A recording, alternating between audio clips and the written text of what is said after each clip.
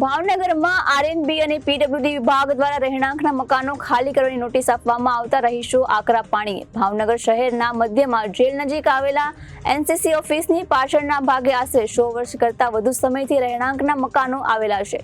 જે તે સમયે રજવાડાઓ દ્વારા મકાનો ફાળવવામાં આવ્યા હતા અને રહેણાંકો તેનું ભાડું પણ નિયમિત રીતે ભરી રહ્યા છે।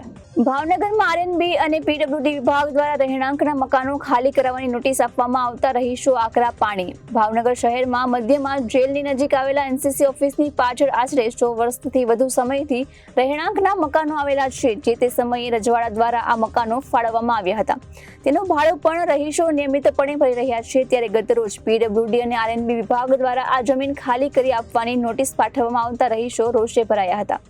રહીશોનો આક્રોશ હતો કે આ મકાનમાં તેઓ આશરે 100 વર્ષ કરતા પણ વધુ સમયથી ભાડુઆત તરીકે રહેતા હોય, તેમજ આ અંગેનો કેસ તેમણે હાઈકોર્ટમાં કરેલો હોવાનો, જેમાં હાઈકોર્ટ દ્વારા પણ કોઈ ચુકાદો ન આવ્યો હોય તેવા સંજોગોમાં સરકારી વિભાગ કેવી રીતે મનસ્વી નિર્ણય કરી શકે છે તેવો વેધક સવાલ પણ ભાડુઆતો દ્વારા ઉઠાવવામાં આવ્યો હતો।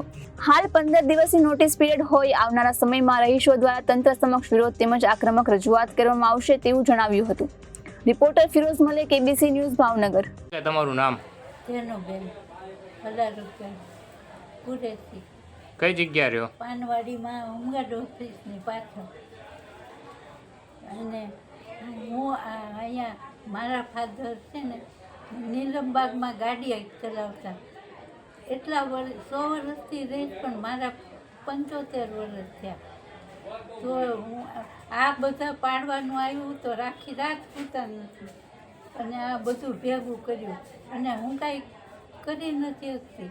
આ બધા દેશ ને હું જમું, અને એમાં અમારે ક્યાં જવું હવે? તમે એકલા જ રહો છો આ મકાનમાં? હા, કોઈ છોકરા બોકરા નથી, લગ્ન જ નથી કર્યા। બરાબર। એટલે મને બધા દઈ જાય તો હું ખાય। તમારી સરકાર પાસે શું માંગ છે? ખાલા મારી એમ માંગ છે કે અમને અહીંયા રહેવા દો। મારું નામ શેજાદ કુરેશી છે। સિદ્ધાર્થભાઈ, કઈ જગ્યા રહો? શું સમસ્યા છે? અમે પાનવાડી હોમગાર્ડ ઓફિસની પાછળ મેડિકલ કોલેજની સામે રહીએ છીએ। અહીંયા અમારું મકાન છે। અમારા અહીંયા 8 ઘર છે અમારા, અને અત્યારે અમને આરએનબી ઓફિસમાંથી કાલે 27 તારીખે અમને નોટિસ આવી હતી ખાલી કરવાની મકાનને। એક દિવસના સમયગાળામાં દરમિયાન એ લોકો અમને ખાલી કરવાની નોટિસ આપી ગયા હતા, અને અત્યારે અમારી એને અરજ કે અમારી જે હાઈકોર્ટમાં અપીલ ચાલે છે, તમે એ અપીલને માન્ય રાખો। જ્યારે અમને હાઈકોર્ટ આદેશ આપશે કે ખાલી કરી આપો, ત્યારે અમે ખાલી કરી આપશું, પણ હાઈકોર્ટનો તમે આદેશ પહેલાં લઈને આવો।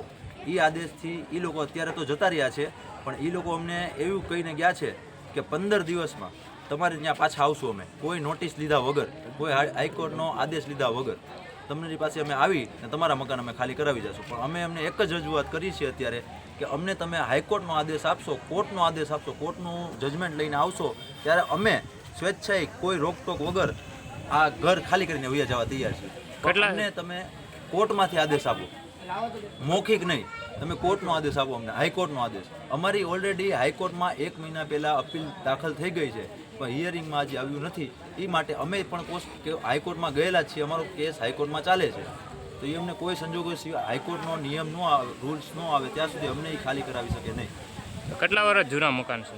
અમારા 100 થી 120 130 વર્ષ જૂના મકાન છે। મારા પરદાદા ને એમના પપ્પા તે રજવાડામાં જોબ કરતા ત્યારથી અમે અહીંયા રહીએ છીએ, અને અમારી પાસે પુરાવા પણ છે જે અમે તમને આપી દીધેલા છે। શું શું પુરાવા છે તમારી પાસે? 4 થી 5 પેઢી અમારી અહીંયા વસવાટ કરી ચૂકી છે। મારો જન્મ કદાચ મારો જન્મ, મારા પપ્પાનો જન્મ, મારા દાદાનો જન્મ પણ અહીંયા જ છે, એમના પપ્પાનો જન્મ પણ અહીંયા છે। એટલે માની લો તમે, અમે અહીંયા 120 130 વર્ષથી વસવાટ કરીએ છીએ, અને અમને 2 દિવસમાં ખાલી કરાવવાનું કે એ કઈ રીતે અમે રાખીએ?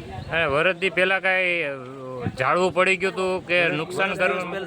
અમારે અહીંયા એક ઝાડવું પડી ગયેલું હતું ઘર ઉપર, એટલે અમે અહીંયા આરએમડી ઓફિસમાં રજૂઆત કરી, પીડબ્લ્યુડીમાં જઈને કે ભાઈ અમારે ઝાડવું પડી ગયું છે, એનો અમને ખર્ચ કોણ આપશે? ત્યારે અમને એ લોકોએ એવી ઓલી કરી હતી, વાત કરી હતી કે તમારા ઘર છે, તમે પોતે ખર્ચ કરાવો, અમારે એ જવાબદારીમાં આવતું છે નહીં, તમારું મકાન છે, તમે પોતે તમારો ખર્ચ કરાવો। તો આવું ત્યારે એ અમને કહે છે, તો અત્યારે કેમ આવીને અમારી પાસેથી મકાનની માંગણી કરે છે? આવીને અત્યારે કયા હક જમાવવા આવે છે, કયા હકથી અમારી પાસે આવે છે?